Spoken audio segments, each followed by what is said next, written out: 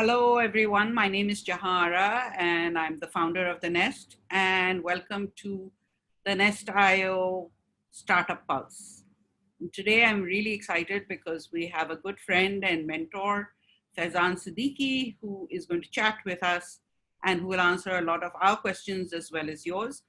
Just a little bit about Faizan for those who don't know him. Faizan Siddiqi is currently the COO and head of digital transformation at TCS. But please do not ask any questions regarding TCS.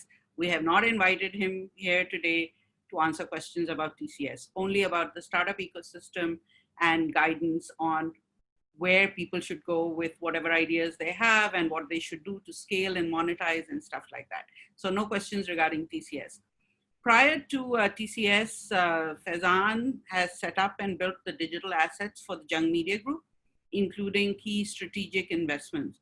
He moved to Pakistan 8 years ago to set up and launch the operations of Digital Globe Services, where he was MD, and built the team in Pakistan from 8 to 1,000 people in 3 years. Talk about scaling. And finally, IPOing the business on the London Stock Exchange. He has also exited his first startup at 27 and subsequently went on to scale and turn around various other startups in Canada and the US. He is a prolific angel investor, so some of you with brilliant ideas, maybe you can approach him, and has been serving as a mentor on the Google for Startups program for the last 3 years. Welcome, Faizan. Thank you so much. Good to have you here.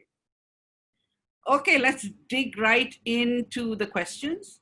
So you've been a long-time supporter and observer of the startup ecosystem in Pakistan.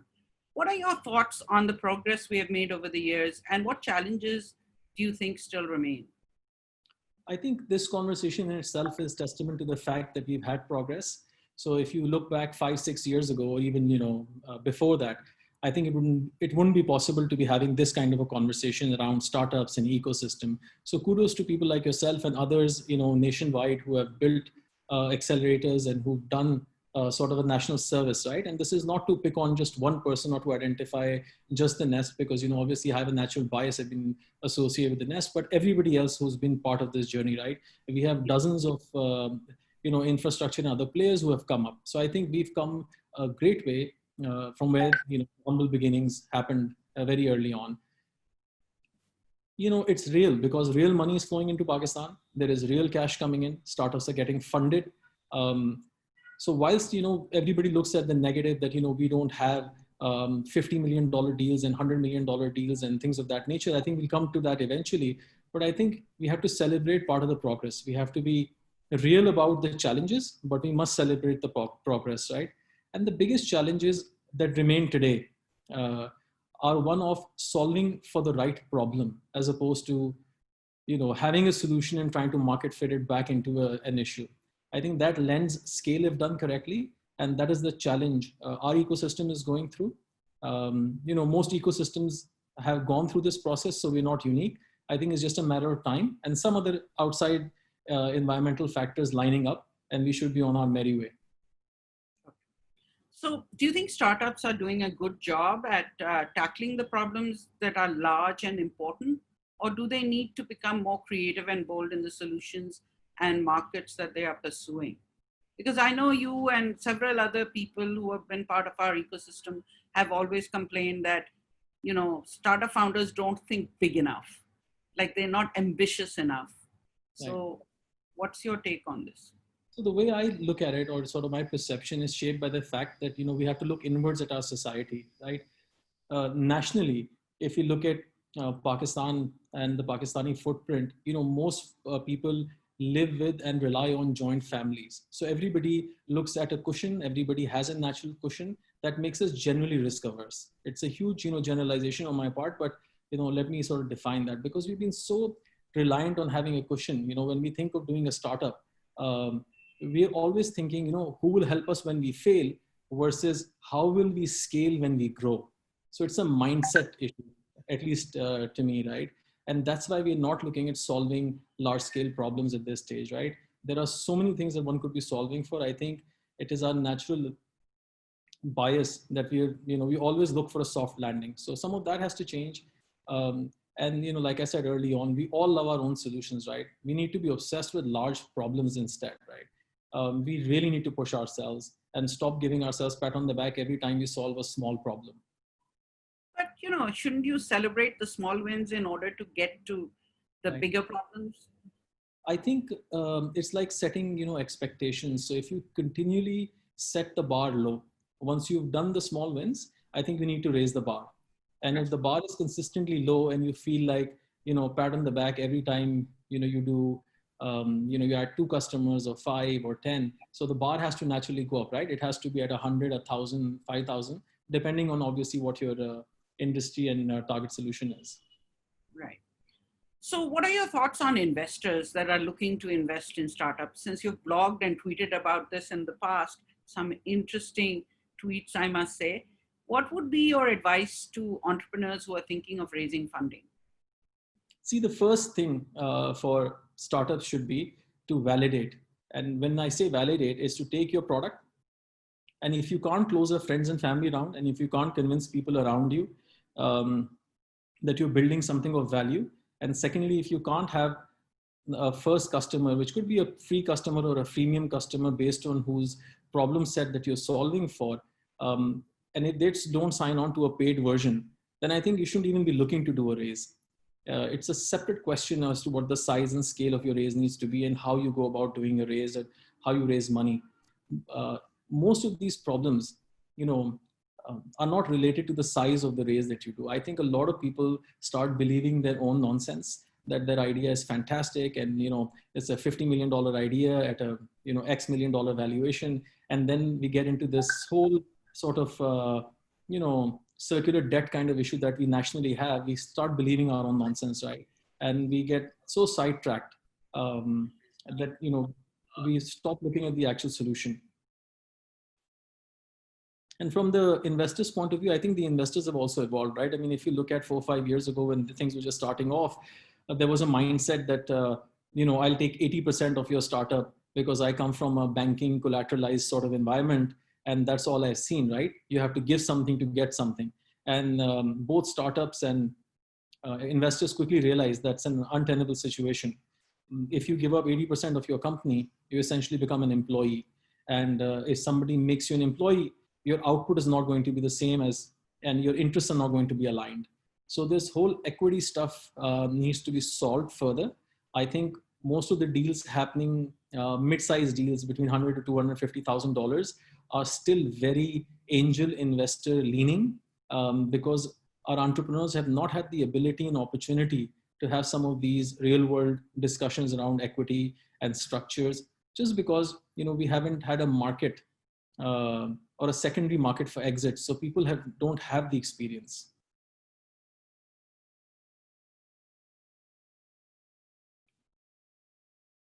Sorry, Jehan, you'll have to repeat yourself. I can't hear you. That's because I was on mute. There you go. All right. So what in your view is the recipe for building the perfect product service business? I know nothing's perfect, but you're perfect. I wish I knew, and there was a model for it that I could share openly. My consistent belief in this space is to again be obsessed with the right problem, right? And the answer to how to build a better product, almost always is staring at us, right? What gets in the way are all of these artificial constraints, perceived timelines, compromises, bureaucracy, and more. We have to look past that. I think if you solve for these things that are stopping you in artificial boundaries and constraints that one has, you get on to actually focusing on the product and the service that you're looking to build. Your own experiences should also help you shape what this needs to be. But I think laser focus is required to have a great product service business. Okay. Now, what are your thoughts on how the quality of entrepreneurs has changed over time? You've seen them over the last many years. Do you think entrepreneurs need to get a few years of experience and professional linkages before they start their businesses? So 2 questions really. What are your thoughts on quality? I think the quality has definitely gone up because people have seen others and people have seen others fail and succeed both. What that has also allowed to do is to build confidence in the market generally, because we're sort of seeing a lot of later stage founders also show up, people who were in their late 30s, early 40s, and that wasn't the case 2 years ago, right? Most people were out of college. Everybody got sort of sucked into the hype that I'm going to build a startup, and that was typically the general view. I think so. From a quality perspective, yes, people with experience are also coming back. But to your earlier question, right, is it good to have linkages? The way I can answer that is that if you're getting into a place that is highly regulated or has a lot of industry, um, norms around it, and you need to understand the subject matter from a regulatory perspective, then it always pays to know the market, right? It pays to have some formal experience in the space. But if you're looking to go do something in an area that has been stagnant for many years, a fresh pair of eyes may be more valuable. It depends on the, what the underlying construct is. What are you solving for? So if you are a complete outsider in an industry that has not innovated for 30 years, you perhaps have a better shot. Okay, great. And do you think experience is necessary, or can a fresh graduate with no really real world experience, can they take a shot at becoming an entrepreneur? Well, obviously, I'm not the global authority on the subject, but I think both things work. It depends. It depends on how you're driven and how you're motivated. We've seen examples of people who've completely, not even finished high school and come out to build fantastic companies even locally, right? Depends on the type of business. And on the flip side, we have seasoned professionals, who has a choice or a consequence and move back to Pakistan in their 40s, 50s, and are building great companies. So I think either can work. Depends on the context. Okay, great. So you have a great understanding of Pakistan's status quo and the way things are done here. Are there too many barriers to entry in too many industries in Pakistan that are making it harder to be a startup in the country and challenge the incumbents? I think the exact opposite is true, right? So think of the problem from the perspective of a large, old school, mundane company that's in the business of making sprockets or cogs or whatever. You're not competing with the incumbent. You're competing with the project manager and a technical person in that company who first has to go convince their boss that the idea that they're working on needs to be vetted and verified and authorized. And then they will be allowed to build a team. And then that team will, if it has misaligned goals, that product will never become successful. But if you're a startup and you're looking at the outside view in, you have the ability to not be constrained by any boss, any sate, any sahab, any, person who will allow your idea or solution. You're free to release version 1 and go cracking at it. So you can have barriers limit you, but there's always another way to look at these barriers. Okay. Do you think we've made enough progress in the logistics and payments sectors, which are key to supporting the e-commerce and digital economy? We always hear about PayPal and the lack of PayPal holding people back. What's your take on all of this? So, I apologize in advance because this is going to be a longish answer. Okay. So let's break this down, right? So you spoke about logistics and payments and, e-commerce in the digital economy, right? So let's talk about payments first, right? We are creatures of habit. We've been using paper money for ages, and there is no friction in that. So the first thing that has to change domestically is that you have to remove that friction. So no fintech or bank or logistics player can do it alone. So it has to be a sizable effort where all parties interact and they build bridges and rails for interoperability, not just on payments, but all, for all the services that they offer. So that's the first way or the first wave of how this problem needs to be looked at and solved. And then from a logistics perspective, right? Let me give you an example. That is a use case that all logistics companies deal with in Pakistan, right? You have an e-commerce vendor that wants to go online. They enable their online store or go to a marketplace. They come to a logistics player, be it TCS or any one of our fine competitors out there, and they open an account if they're a large enough seller. We verify them, follow standard business SOPs. Their NTN will be checked. Whatever business norms one has to verify to do business with another party in this country for taxation and other purposes. Obviously, being an above board company 100% and not operating in the gray space, those are things and considerations we take into account. What happens after that is for the first 5 months, the retailer decides to ship all orders to spec. Whatever they're selling, if they're selling product A, they keep on selling it. 5 months into the business, they have a change of heart and they start shipping rocks, right? And the consumer gets rocks. The person who delivers is the logistics company. There is no way for the logistics company to authenticate the product inside a box. No UPS, FedEx, DHL, or Amazon. Amazon may be slightly different if they're doing fulfillment on Amazon, but other parties typically aren't verifying, right, what's in the box.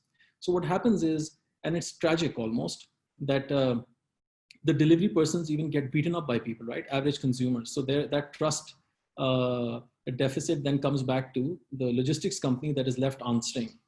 Why were there rocks, right? Couldn't you see? So we really thought through this, and internally, from our perspective, there has to be a solution to solve for these things, right? So we're looking at doing something called verified by TCS, where we go to these marketplace folks and we provide them like a PCI DSS compliance by doing deeper checks. In the absence of a regulatory body in the country that provides consumer protection, we're working with our partners and others to make sure that there is at least a start on this forum, and that we safeguard the interest of the consumer and also the retailers that want to come online. Because what is happening is that a lot of these smaller players are having a tough time coming online because of these artificial constraints. So these are not easy problems to fix. The promising news is that during Corona times, e-commerce as a sort of industry number is up 5x, and that's fantastic. But with that obviously come its own challenges to do with payments and interconnectivity and trust. And we have a huge deficit of trust between people, right? And my favorite example on that is, if you go to a regular store in Pakistan and buy something, what are the odds that that person will let you return that product? Yet everybody expects that to happen online, right? So we are raising the bar without having trust as the underlying piece, across all of these ecosystems. So no one party can solve for it, but I just shared with you, what our view on it is. Lots of questions coming in, but I'm going to stick to mine first, and then we'll go to the others. Sure. We've often seen founders making mistakes when it comes to raising funding for their startups. Right. What, according to you, should be a founder's go-to strategy when dealing with the issue of raising funds for their startup? I think we've covered part of it earlier. So I think the best way to look at it is that if you don't have sustainable cash flows and you can't fund yourself, right, you should stop while you're ahead. If you are solving for that problem and you need to raise for scale, then your best strategy is to go to whatever sources of capital are available and put a plan in front of them, right? If you've been successful in your MVP and you have actual cash flows and you break even, that is the fastest possible way for raising good capital, right? Because in our market, typically investors are also not going just for eyeballs. There has to be a path to monetization. Correct. Do you think the new normal has established some new norms for monetizing small businesses?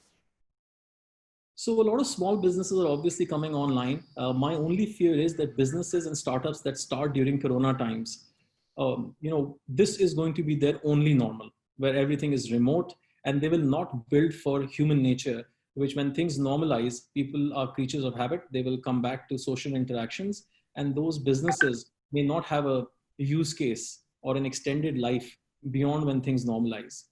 So I think they really have to think through. And as they're coming up with ideas, to not just build for one sector of people being stuck at home. People are dying to be outside.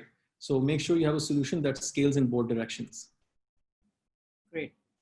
A lot of startups in the country have difficulty scaling their products, and you've seen that for yourself while working with a lot of startups. Why do you think this happens? Is it a lack of funding, which is the excuse we normally hear, that it's because we don't have funding? Or is it a lack of mentorship or something else? I think mentors get a bad rap. But anyways, coming back to the real answer, look, again, at the risk of generalizing, as a national character, we don't listen to people, right? We feel that we have the best answers. And when you're a founder who has no real world experience, so I'm looking at that example, right?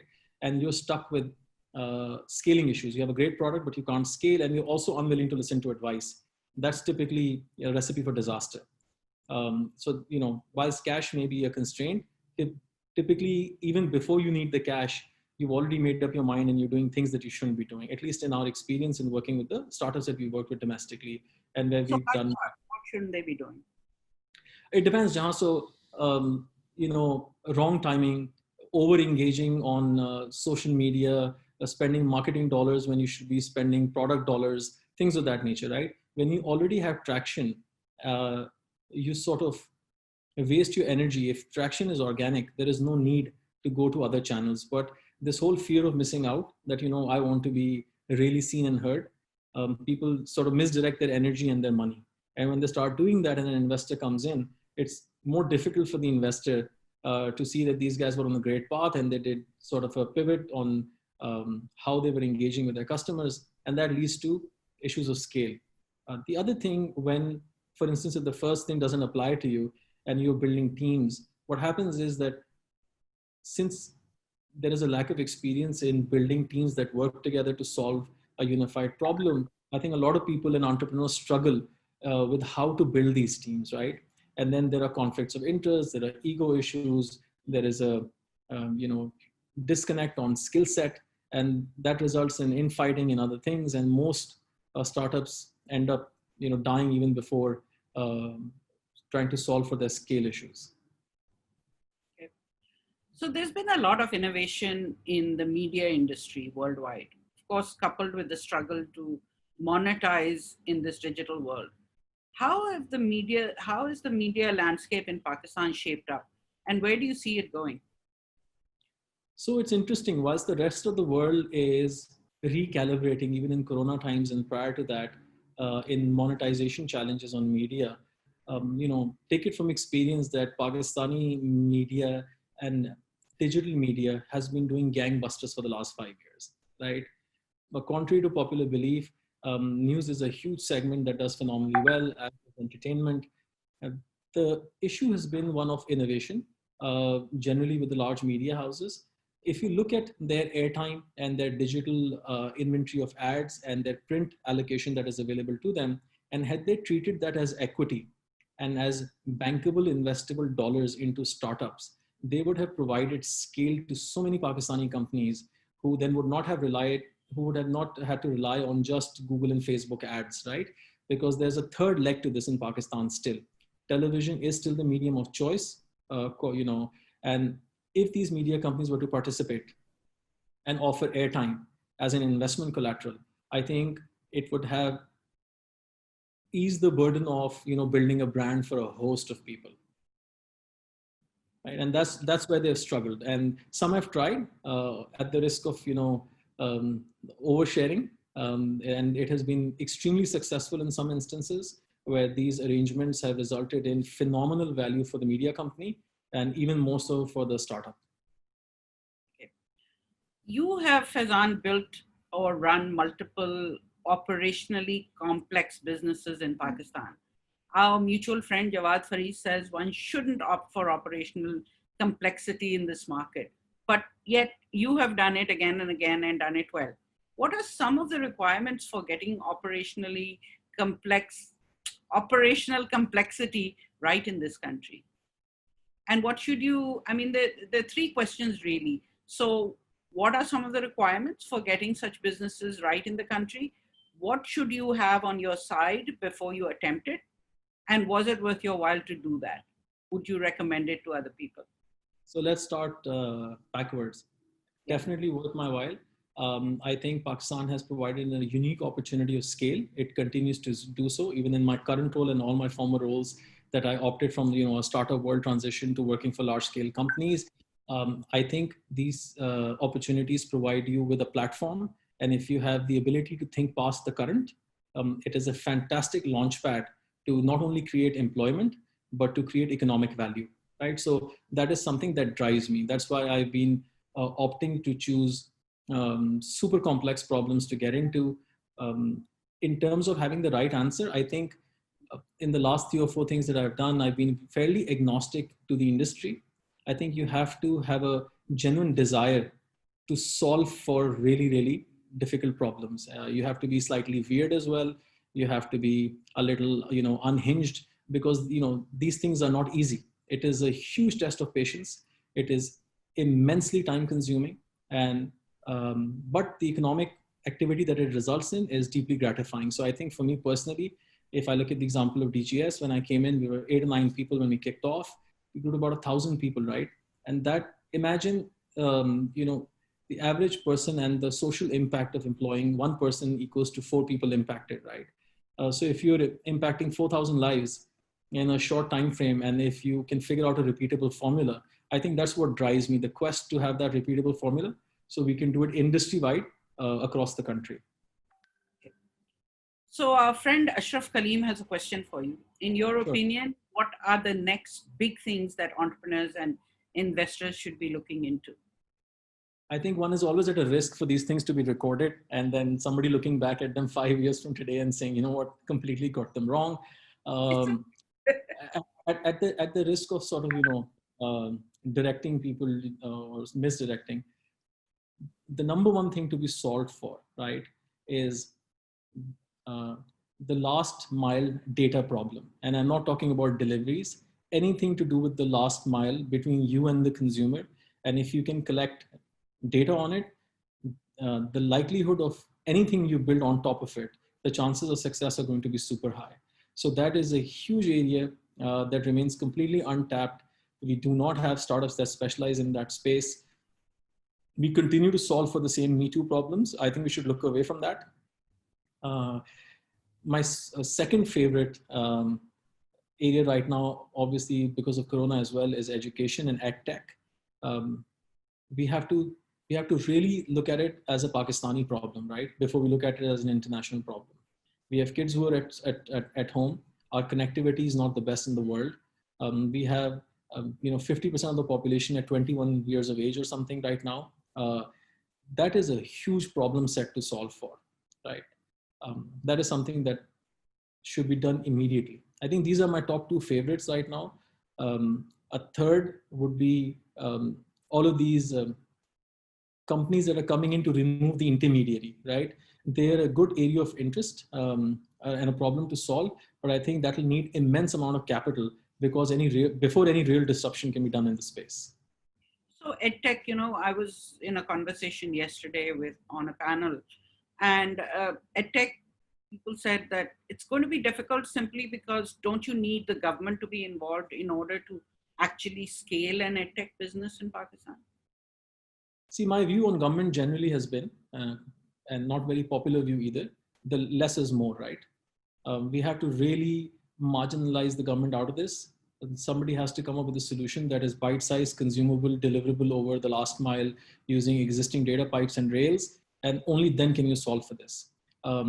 Somebody I was speaking to said that I want to start a radio channel that does education over the air, right?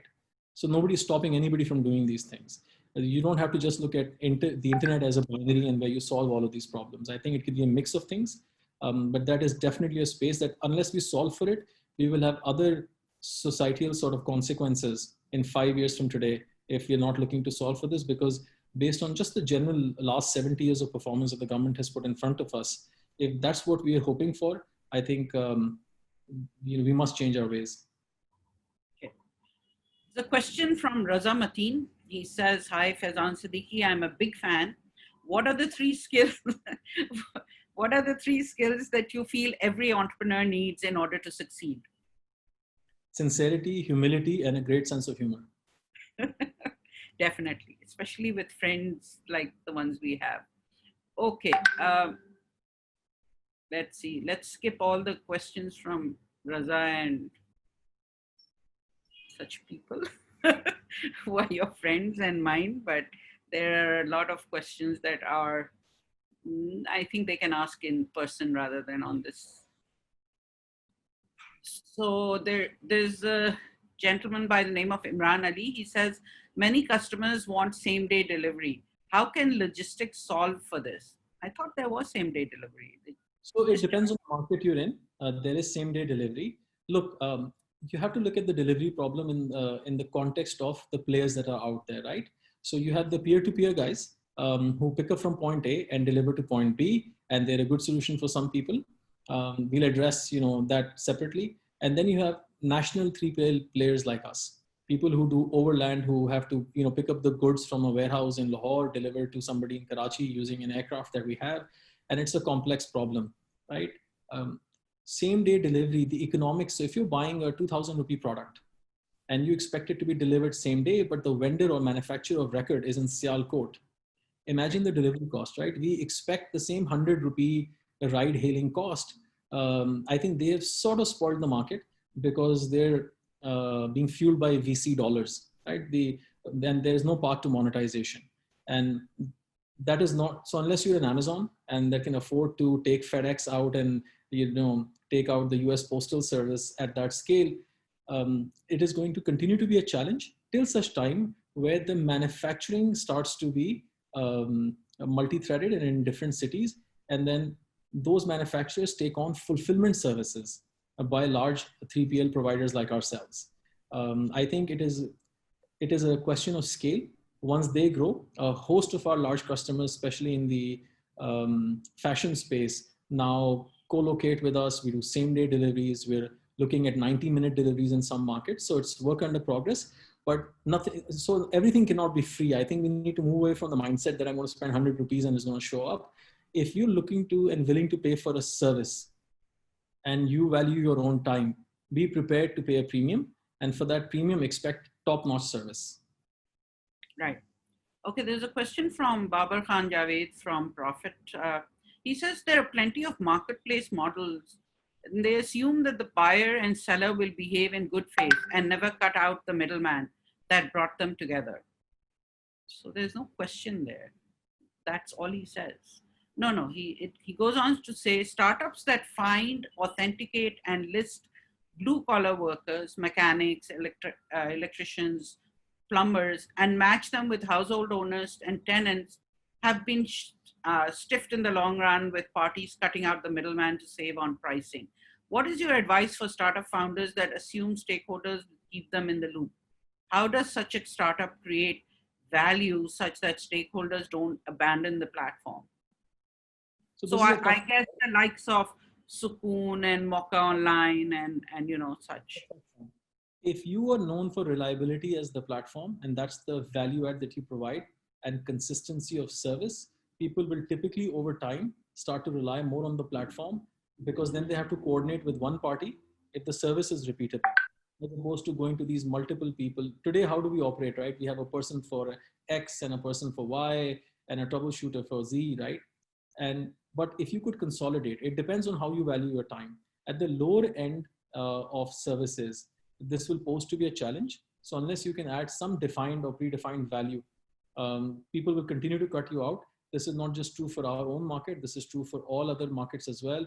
If you look at TaskRabbit, somebody shows up to your place, they do a task for you, you eventually do a side deal with them. Somebody comes to mow your lawn. Similar things happen. The only reason people go back to the platforms is security, digital payments, not having to deal with the third party. If you can automate some of those things, add value where others can't, and be reliable, I think you have a very good chance of, over time, because this is not an easy problem to fix, over time, people will come back to the platform. I don't know who this is, but they want to know what is the role of insurance firms in developing the startup culture? Insurance firms, I mean, that's as broad as they get. Yeah. So I don't know where to start on that. Yeah. Sharik wants to know, what is a startup idea in the entertainment space in Pakistan that you see huge potential in? Wholesome entertainment for kids between 13 and 20 that is homegrown and is in the Urdu language as opposed to English, and that can target and engage people, towards learning, be it learning new skills, learning new ideas, new concepts, because we have zero homegrown content besides rubbish and memes that the entire that generation of people is spending their time on. So we really need to step up, and you will be shocked if you provide an alternative for people to take their energy to. They will, in most cases, take it away from the likes of TikTok and others and spend it productively. Right now, there is a huge issue where alternate platforms and entertainment models aren't available for people. Danish Rahman wants to know how to achieve instant delivery for a grocery startup, Kirana stores or dark stores. What are dark stores? I guess that's terminology I don't understand. A dark store is essentially, Jehan, that does not have a client-facing front. So it's basically like a cloud kitchen that operates in the back. So similar concept. Yeah, this is also, yes, you could do it with a Kiryana as well. You could do it with a dark store, depending on the radius that you're serving and the kind of stock that you can guarantee. So if you can guarantee the stock availability at a Kiryana store, you could do instant delivery. But if you own your own inventory and you have control over the sort of the resources that are in your warehouse, you'll be better suited. One is a more capital intensive business, and the other one is asset light, in the sense that you don't have any investment in the Kiryana store. When an order comes to you, just go pick it up. In that case, your rider network, your logistics, and your app have to be top notch. Right. Okay. Shahab wants to know, in your opinion, what's the future of e-commerce and which niche will thrive more? How can we decrease product return rate? Because buyer says to the delivery guy, oh, I ordered this by mistake. So ordering by mistake is like having lunch without being hungry, right? So that is a very difficult kind of problem to fix. It doesn't happen on its own. I think you have to lock in people to pay upfront. And the models that we're exploring is partial payment, so they have some commitment. So they at least lose the amount of delivery charges or fulfillment charges back to the warehouse. And regionally or internationally, Flipkart is trying that model as well. We would encourage e-commerce players to do it in Pakistan, because you have to have some sort of buy-in. Right now, the ability to walk away from a transaction, lack of commitment, is what kills the entire process. And that's why the return rate is so high. Khalid Kabir says that there is an anti-West sentiment in Pakistan in the public and somewhat in government too.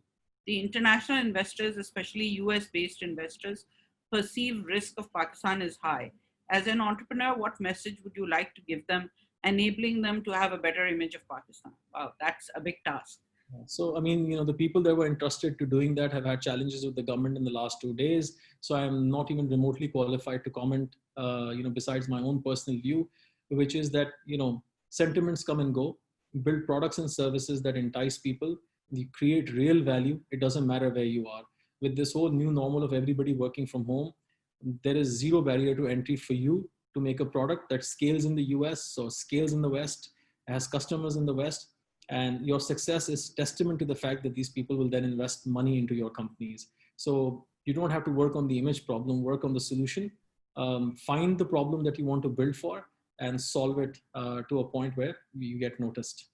Yeah, if your product is good, I don't think the image is going to bother anyone. Jamil Janjua wants to know, other than e-commerce and logistics, what opportunities lie in education, e-learning, and healthcare? Wow, that's a huge space. That's a loaded question. If you can figure out, or have mastery in instructor-led training online, so that it does not feel like an alien concept, I think there is huge potential as everybody goes to an online training classroom model. If you can crack that nut between the curriculum that you build and the interactivity that you can do on screen, that'd be a fantastic space to be focused on today. Okay. Sajjad Heather asks, I have a startup idea that solves a problem in the industry area that I have a lot of experience in. I'm an experienced professional in my 30s with a tech background. However, I have no idea how to monetize it. What should I do? Yeah, that's a tough one. So if nobody's going to pay for it, why solve for it, right?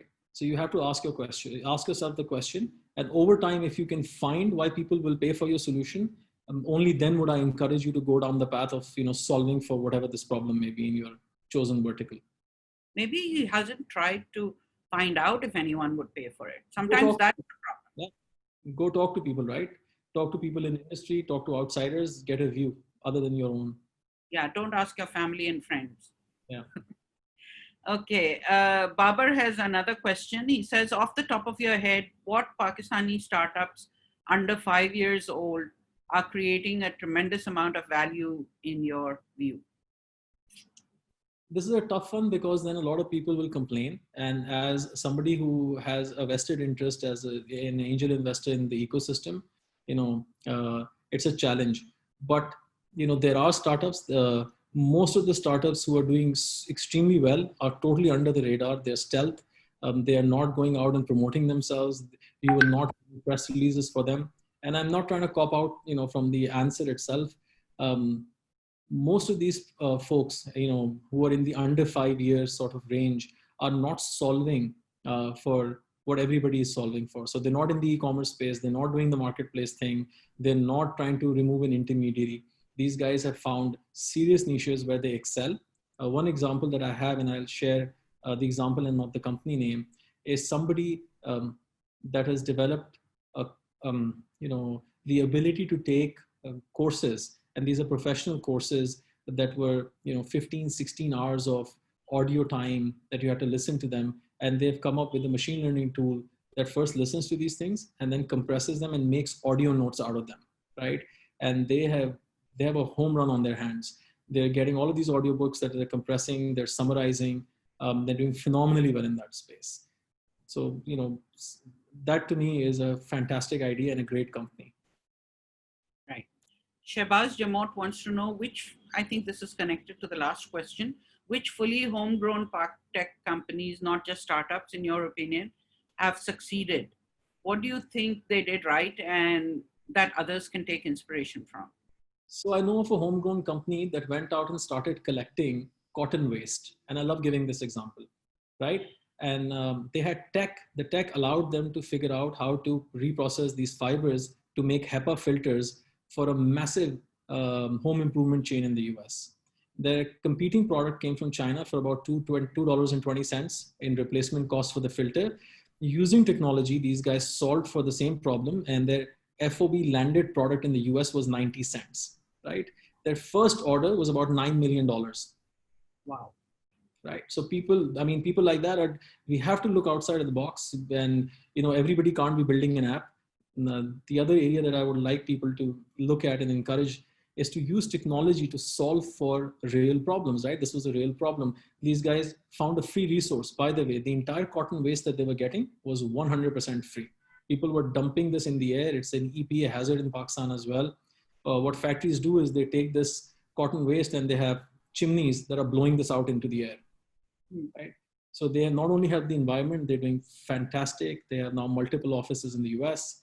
And their idea was to figure out a piece of technology and code that allowed them to redesign these filters using scraps as opposed to linear threads. Interesting. Yeah. Something that probably we haven't heard any of the startups, at least that I have met, talk about at all. Shahid Mustafa asks, what is your sense of the valuation expectation of Pakistani startups? Is it fair to compare our valuations with Indian startups? So we have a huge issue. We continue to incorrectly value ourselves, both undervalue and overvalue. Look, if we are to look at India and try to draw a comparison just by GDP numbers, right? I think they're 7 times our size. So the problems that they're solving for and the evolutionary journey that they're on, they have much more maturity, market scale, and other factors working in their interests. So it'd be unfair to compare. We have a long way to go. I think we can look to all parties in the Southeast Asian region at large to look at valuations, but we should not be misled by them. We have to do the groundwork to be able to justify these valuations. In our mind, if our problem is the same and the company in India has raised $20 million, so my valuation should be X, is an unfair assessment in solving for the same problem. Apply a 7 multiple discount to whatever you're thinking by just GDP measures and recalibrate before you get ahead of yourself. Okay. Mudassir Abbas Awan wants to know, payment channels are currently the barrier in the expansion of e-commerce businesses. Will we be able to sort this out in the next few years, or will our industry still remain the same? I think as more payments go digital, and Corona has greatly helped, unfortunately, that it had to come to this for banks to get their act together and financial companies to get their act together. This will only grow. What really has to happen is for somebody to take a look away from smartphones and look at things like iOS phones, that are 1900 rupees that are voice activated, that Geo Reliance in India has built an entire platform and technology on top of. And it's to enable the last mile of people who are underserved today, and hope to get them online to transact digitally, right? Because there's so much friction. Why would they pay good money to do a transaction when cash is free? So unless everybody is accepting that form of payment and they get some intrinsic benefit, like holding money in their wallet for free minutes, or holding money in their wallet for free insurance or reduced premiums or some other products, thus the industry has to get together and figure this out and come up with these new premiums for consumers to really opt on and use cashless. Otherwise, it'll be a merry-go-round for the years to come. Yeah, because it's not easy to change customer behavior unless there's something in it for them. Saddam Siddiqui wants to know how will blockchain payment methods affect the e-commerce players in Pakistan?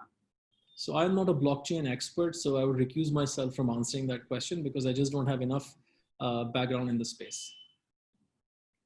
Sharik wants to know, could you share some of the challenges with cellular billing as a payment method, and why isn't that popular? Things like Jazz Cash. And, so cellular billing. So if you were thinking of, paying for a candy bar at a grocery store using your cell phone bill, and that gets tagged on, it has multiple barriers to entry. One is taxation. So where was the transaction made? Was it made in Sindh? Was it made in Punjab? Where was the number issue? We still haven't been able to solve for that.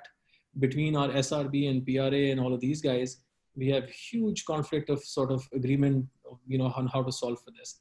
So imagine if my SIM was issued in Gilgit-Baltistan or FATA, for instance, and my registered address is there, but I buy a piece of chocolate in Karachi where the tax is different, and what will show up on my bill and what is right. So I think the structural issues need to be solved for before we can really move en masse to cellular billing. Mohammad Umair Nizam wants to know, with Daraz and all, is there now scope only in specialized e-commerce marketplaces? To start such a marketplace, where is the best place to get idea validation? So listen, we have 200 million people. 30% to 40% of our population is underserved for basic needs, right? So if you think one player or party can solve for this, I think we need to reevaluate that. Where you should be looking at is tier 3, 4, 5 cities where there is a huge demand, but because of the digital divide, the uptake for people to come onto these platforms is tough. But if you have a way of bridging the gap by using a WhatsApp or a phone-based mechanism, you're in it for the long haul, and you make insane amount of money if you can help bring solutions to that market. Okay. There are multiple questions here. Team building is a problem. How would you go about solving that? Ask Shahab. So it depends, right? If you're building an early stage team versus, if you're building a late stage team or an early stage team, look, you have to get along, right? And that is the golden rule. Don't bring on too many co-founders. Sometimes people have this romanticizing of, I really like the person, let's make them another co-founder. I recently met a startup that had 7 co-founders, right? I refused to meet them after the first meeting because there is no collective, there's just too much noise, right? So people can get really distracted. The other common question that I get is, I'm not technical and I need a technical co-founder, but I can't find a technical co-founder. Listen, if you're at home and you're able-bodied and skilled to some degree, you can pick up most of these skills. So I would highly encourage the non-technical founders to get a basic grounding. Most of these resources are free. If you can't commit enough to learn basic code or basic architecture or basic UX, then you're in the wrong business, right? You shouldn't be an entrepreneur. So get some grounding and then go evaluate based on the skill that you've achieved on how to find the right person once you meet, a host of these guys. Okay. Zahid Mahmood asks, what is the future of digitalization in Pakistan? Look, we haven't even started, right? Right now, what we are doing, minus all the BS, is that we are just looking at basic and core processes, and we are praying to God that we can at least fit them into some process engine or write them down, document them. So the natural evolution of process-based businesses is that, it has to be repeatable. We're not even at a Six Sigma level right now. Forget about repeatability and digitization. So there is a lot of room for people to grow. If you can come up with technology that goes in, looks at processes, first captures the process, then does time and motion study on the processes, reduces friction, does shop floor automation, reduces, all the lag and the time and human dependency things, you can come up with a fantastic product that no, real digital, uh, I would say leader would deny you an opportunity to present to them, because there are no local market solutions in that space today. I will take one question from Zain Musa just because he's sent so many questions. If you had one piece of advice, Faizan, to give to mentors, what would that be? Don't take yourself too seriously. That's a good piece of advice. Let's see. Okay, a lot of people are thanking you for taking the time to do this.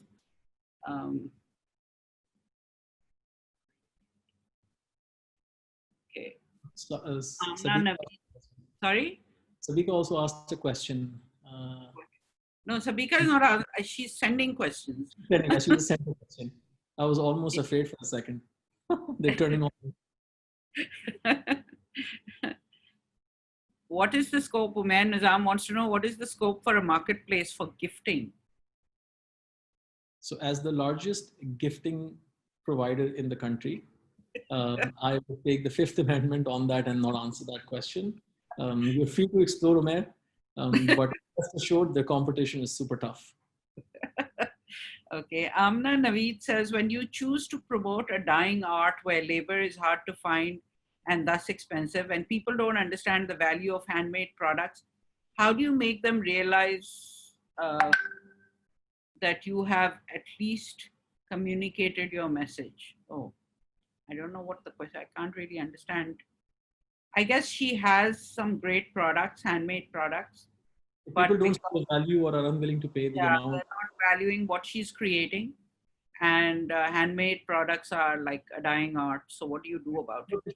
It's an uphill struggle when you have to go after people and try and convince them. If they can't instantly see the value and you have a mode and a mechanism to promote that value, it becomes super difficult. It's a labor of love, and then it becomes a hobby, right?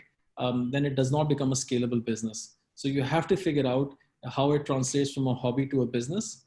Just because I don't have enough information as to what the underlying artisanal product is, I really can't comment beyond that.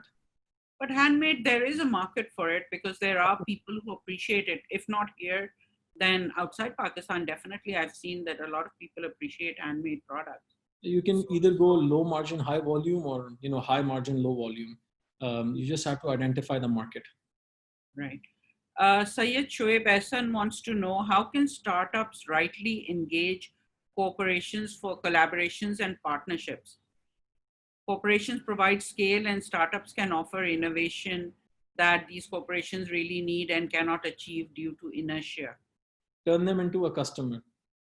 All other collaborations and MOUs are a waste of everybody's time. Turn them into a customer, yeah.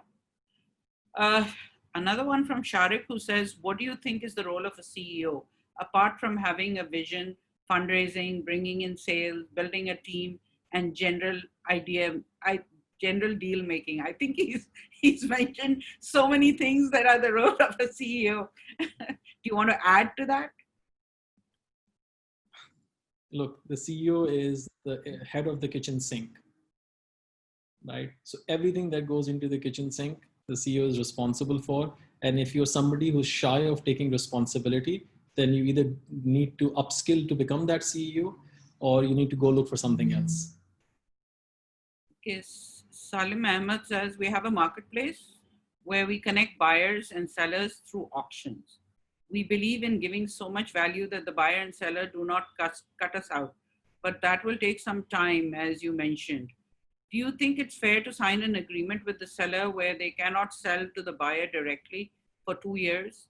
Would anybody follow that kind of agreement? Yeah, so again, you've got to add value, and if you're a premium product marketplace, the users and the sellers are also evolved.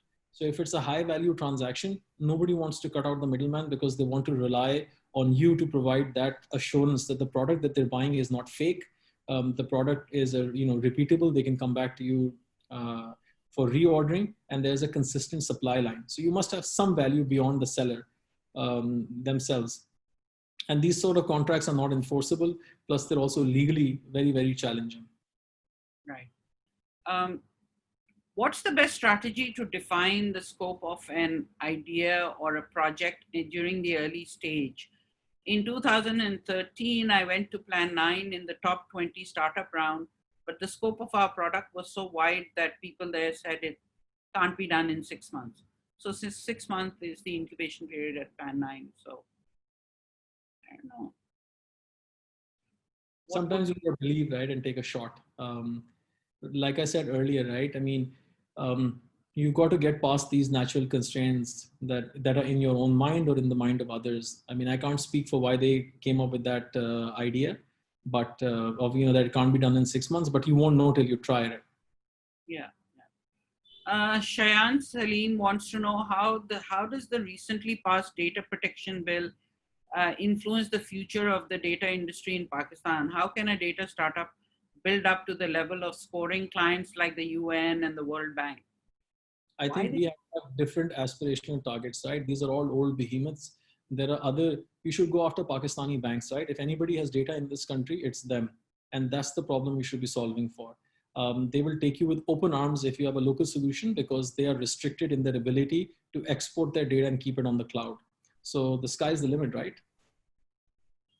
So I think we're through with all the serious questions. There are some comments, but other than that, I think most people are very happy with the talk. Shahid Mustafa has just left and said, gotta go, great talk, many thanks. Okay, is there anything, Faizan, after all the questions that you've been asked during the session, are there any areas that you feel that you would like to add some comments? I'd like to throw in a question that somebody just sent me directly, and they're asking, do you still learn golf as businesses go digital? Right?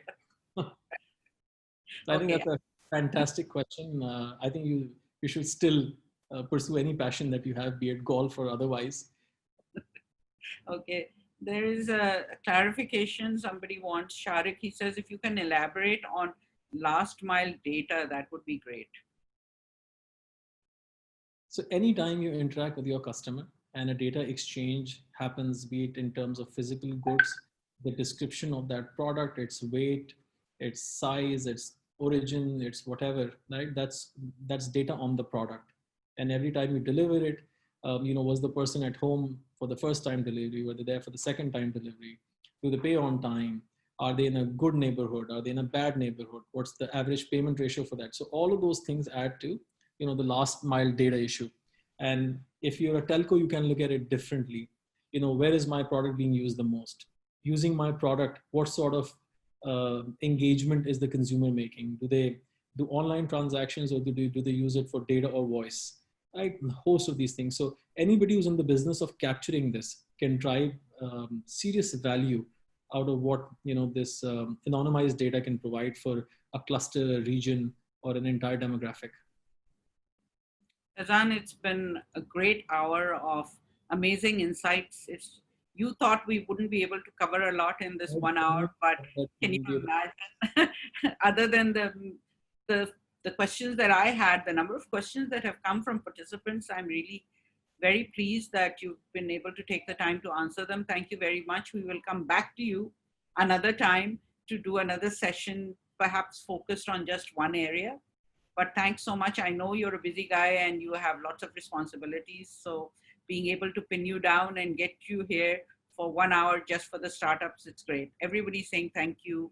You're welcome. And just like, we say at TCS, you can trust a leader to deliver. You asked, so we delivered, and we're here. Happy to do it.